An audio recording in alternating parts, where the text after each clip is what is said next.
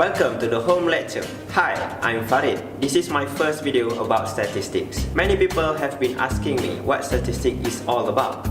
First of all, when we discuss about statistics, do you think about p-value? Do you think about percentage? Do you think about graph? If yes for all these questions, then you are right. Formally, statistics is defined as the science of collecting, organizing, analyzing, and interpreting the data.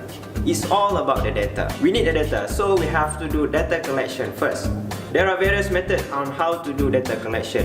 For example, we can go out, do survey or perform an experiment, taking measurement and record the results. After that, we have the data in our hand. What we are going to do?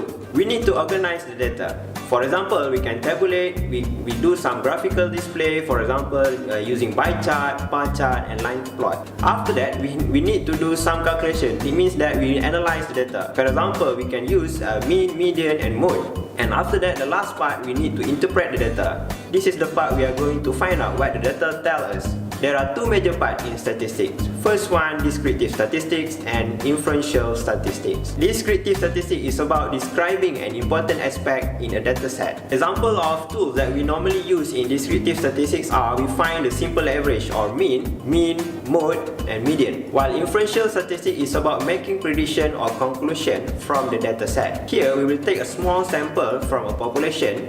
Then we analyze the sample and we are making conclusion or inference about the population based on the sample that we have collected. When we deal with statistics, there are various tools that can help us to speed up the calculation. Although some of the formula is very simple, it will become very tedious when we deal with a lot of data set. We can use calculator and statistical software such as R, IBM SPSS, Minitab, JMP, and SAS. In the next video, I will explain in detail about descriptive statistics.